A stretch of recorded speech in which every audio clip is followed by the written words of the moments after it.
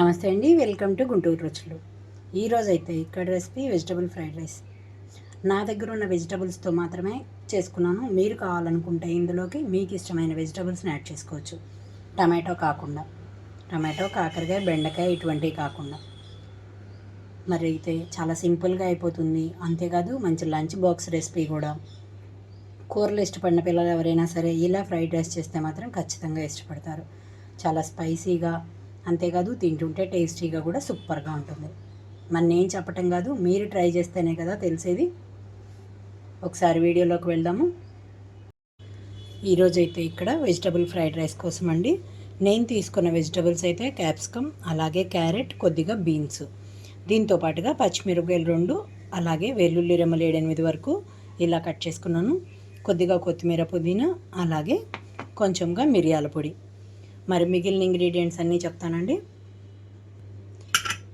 ఇక్కడైతే 1 కప్ వరకు రైస్ని నేను ఉడికించి పెట్టుకున్నాను, పొడిగా వచ్చేలాగా.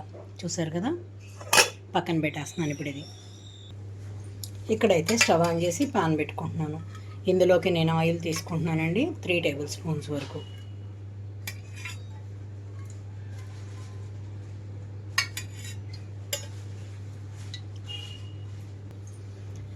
ఇక్కడ ఆయిల్ అంతా హీట్ అయిన తర్వాత జీలకర్ర 1 స్పూన్ వరకు వేసుకున్నాను. అలాగే ఇవి అంతా వేగిన తర్వాత పచ్చిమిరపకాయలు, వెల్లుల్లి రెమ్మలు వేస్తున్నాను.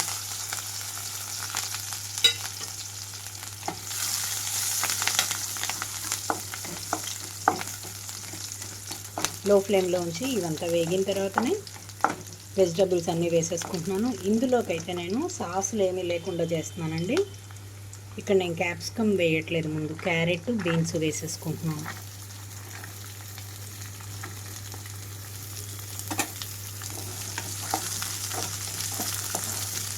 రెండు నిమిషాల పాటు మూత పెడుతున్నాను.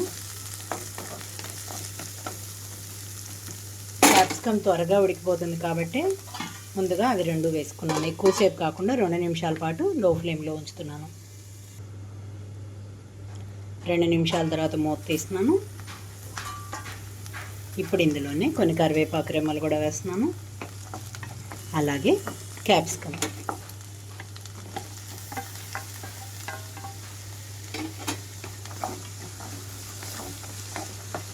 మీరు కావాలనుకుంటే కొంచెం క్యాబేజీ తరుగు కూడా వేసేసుకోవచ్చు అండి, అలాగే గ్రీన్ పీస్ కూడా వేసుకోవచ్చు. ఇప్పుడు ఇందులోకి వెజిటబుల్స్కి తగినట్టుగా కొద్దిగా సాల్ట్ వేసేస్తున్నాను, కలిపేసి మూత పెడుతున్నాను. క్యాప్సికమ్ కూడా కొంచెం సాఫ్ట్ కలర్ కావాలి కదా, ఎక్కువగా అవసరం లేదు.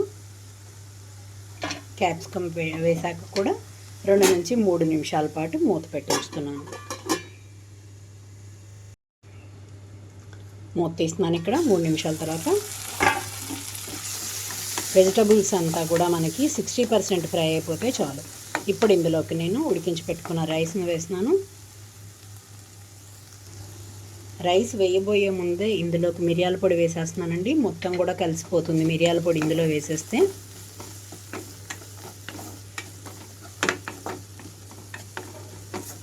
ఇప్పుడు ఇందులోకి ఉడికించి పెట్టుకున్న రైస్ మొత్తం వేసేసాను.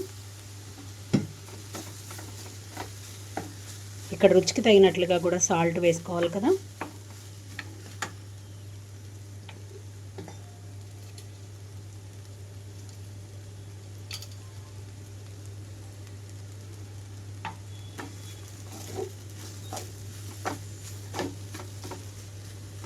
రైస్ అంతా ఇక్కడ పొడిగానే వచ్చేస్తుంది. మొత్తం ఒకసారి కదిలిస్తే చాలు. సాసులు ఏమీ లేకుండా హెల్తీగా కావాలి రైస్ అనుకునే వాళ్ళకి ఇలా ట్రై చేయండి. ఇందులోకైతే ఇంకా క్యాబేజీ వేసుకోవచ్చు, గ్రీన్ పీస్ వేసుకోవచ్చు, అలాగే కొంచెంగా ఉడికించిన క్యాలీఫ్లవర్ కూడా సూపర్గా ఉంటుంది.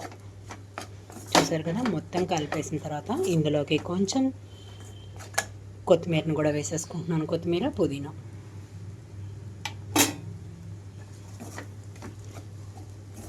వేసిన తర్వాత 1 నిమిషం పాటు మీడియం ఫ్లేమ్లో ఉంచి వేయించుకుంటున్నాను.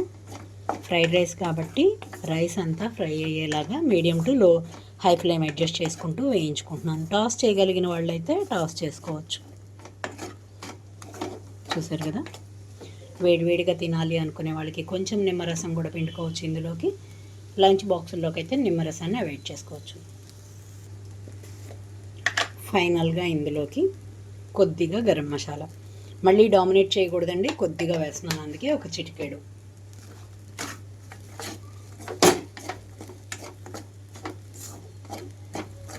స్టవ్ ఆఫ్ చేసేస్తున్నాను, ఇంకా సర్వింగ్ బౌల్లోకి తీసుకుంటున్నాను.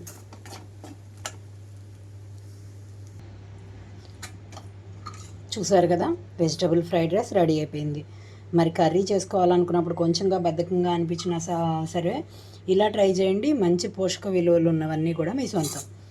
మరి క్యారెట్, క్యాప్సికమ్, అలాగే బీన్స్ అన్నీ కూడా మంచివే కదా. మరి ఈ విధంగా అయితే ట్రై చేసి మీరు మీ ఒపీనియన్ అయితే కామెంట్ బాక్స్లో పెట్టండి.